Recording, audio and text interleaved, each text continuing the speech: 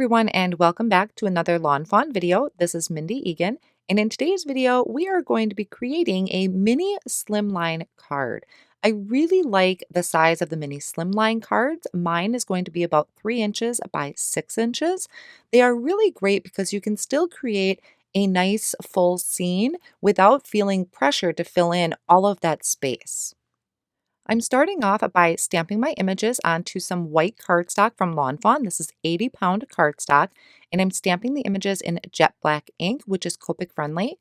The images are coming from the Dandy Day stamp set, Dandy Day Flip Flop, All the Clouds, and the Gnome stamp set, which I just pulled the mushrooms off of that stamp set. For the Copic coloring, I will have all of my colors listed at the top of the screen here for you. My mice are going to be a light gray, so I'm using C4, C2, and C1. And as far as where I'm putting my shadow areas, I'm just looking at what direction the mouse is facing. So for this one, the mouse is facing to the left, so I'm putting my shadow area or my darkest colors on the right-hand side of the mouse, and then just blending them out. Same thing for this one. It's going to be blowing that dandelion to the left. So my darkest areas, which is the C4, I'm putting on the right-hand side of the mouse, just going a little bit around the head and on the bottom sides of the arms. For the inside of the ears, I'm going to use R22 and R20, and also adding in just some cute little pink cheeks. For the belly of the mice, I'm going to use E11 and E01. And then for the stem of all of my dandelions, I'll be using YG25, and I'm bringing in a C2 and just kind of going over those lines or that fluff of the dandelion. Once those are colored in, I'm going to color one of the mushrooms on screen here for you, and I'll be using a combination of red markers. And once again, I'll have that listed at the top here for you. It's R39, 37, 35, and 32. Just picking one of the sides to have that darker shade on. And the other mushroom, when I color it in, I'm going to flip-flop the shaded areas. For the base of the mushroom, I just have W4, W2, and W0. And the clouds, I am leaving plain white. Then I'll just take all of the coordinating dies, line them up, hold them in place with a low tack tape, and run these through my die cut machine. Now what I'm going to be doing on my mini slimline card is I'm going to have a scene on the top and the scene on the bottom. So I am using a Slimline simple grassy hillside stencil, and I'm going to be using this on the Make Art Station. This is kind of new to me, but I've really been enjoying using this with my stencils. I'm just holding that stencil in place on the cardstock with these magnets, and I'm blending on Twisted Citron Distress Oxide ink, and then topping that off with Lucky Clover just to add a little bit of contrast. Then I'm going to remove those magnets, and I'm going to shift this up towards the top of my card. Now, what I also really like about Lawn Fawn's stencils is there's actually an X. You can't see it on screen here, but there's kind of an X there that'll help guide you what the center of the stencil is. And I'm also using the grid lines that are kind of etched on that stencil too to line it up straight with the edge of my cardstock. It makes a lot more sense when you see it in person, but they are really useful. So once I have that in place, I'm using those same colors again, the Twisted Citron and Lucky Clover, to ink blend on a little bit of grass. I don't want to go too far down because I'm going to have a sentiment in the center. Then I'm bringing that stencil back down to the bottom, and I'm lining that up. So this is masking off that area that I just ink blended, and I'm placing the cloudy stencil on top. So this is the Slimline Cloudy, and I kind of tilted it a little bit just to kind of maybe give this a more fluff look to it for my clouds. And I am lightly ink blending on Salvaged Patina, so it's going to be just a really beautiful blue in the background.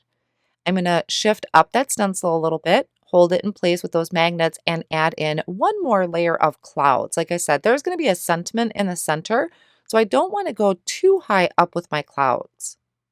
Then to kind of complete this miniature scene on the bottom, I'm going to remove that cloudy stencil. I still have my Slimline kind of masking off my grass here and just lightly bringing in that Salvaged Patina again, so there's a little bit of blue haze behind my grass. Now I'm bringing that grassy stencil up again to the top scene of my card, masking off my grass, And then once again, adding that salvaged patina to the background. So both of these scenes are going to be very similar, and it's just going to be kind of opposite with the images. Now, what initially kind of inspired me with this card is when I was cleaning my son's room, I found country mouse and city mouse. And so I actually kind of wanted to make a country scene and a city scene for each of the mice, but I opted to just go kind of more simple and create both of these just cloudy, grassy scenes where they're maybe blowing kisses to each other or blowing these dandelions to each other from wherever they are in the world. Now that my ink blending is all done, I'm going to work on some other elements for my card. And I'm starting with die cutting the word hugs using the Kohl's ABC's die set. And I'm die cutting this out of the gold metallic cardstock and also die cutting it 2 more times from white cardstock. And then I'm just using the liquid glue to layer these letters together. And this is just going to add a little bit of dimension to the front of the card. By doing this, it also kind of helps separate that sentiment from the scene just a little bit. So after I have all of these glued together, I'm going to use a trick that I've seen Mona do quite a few times with her coloring to color her small images, but I'm going to use this trick for lining up my sentiment. So I just took some clear Scotch tape and I'm using the grid lines on my mat. I'm folding the ends over so that the sticky side of the tape is facing up. And I'm going to use those grid lines to line up the bottom of each letter. So half of my letter is hanging off, half of it is actually on the tape. And then I can line this up completely straight. And this is really going to help when I want to line this up on the front of my card. So now I can kind of start putting together my scene. And like I said, I kind of had this vision of, a scene on top, a scene on bottom. So that is why I kind of have a mouse going in each direction. And that one floating just was super cute and I had to include it. And it also kind of goes with the crafting rule of threes, like with embellishments, you usually do odd numbers. So I thought having an odd number of mice would work the same way. So I'm just adding on my images. I have some clouds down on the bottom and my mushroom on the left-hand side. For the top, I put the mushroom on the right-hand side. And some images I'm gluing down with the liquid glue. Others, if I have room, I'm adding some foam tape to them. I didn't have really a lot of room on the top scene to add the clouds, but I'm just adding a few more of those kind of dandelion fluffs into the scene just a little bit. Now for my little mouse that looks like he's kind of floating there, I wanted to make sure that I still saw most of him or I seen his face. I didn't want to cover up his face. So this is where it's really handy to have that sentiment on the tape. I can kind of hover over the area to see about where it's going to be and make sure that I'm not going to be covering up the face of that mouse because it was just way too cute.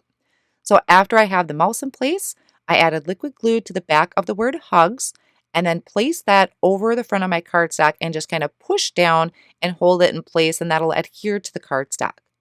Then I can just flip that over and trim off any of the excess that's hanging off.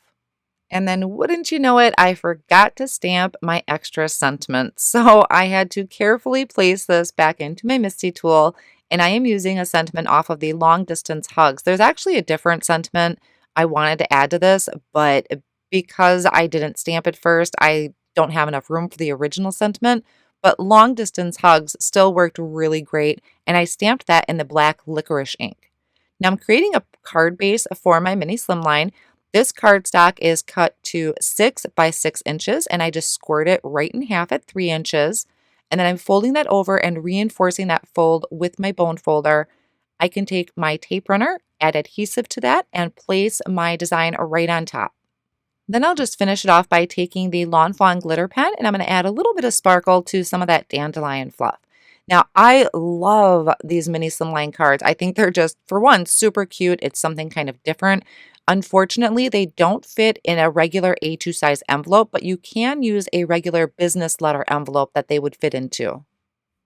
If you haven't tried mini Slimline cards yet, I hope this inspires you to give it a try. Thank you so much for joining me today, and I'll see you again soon. Bye.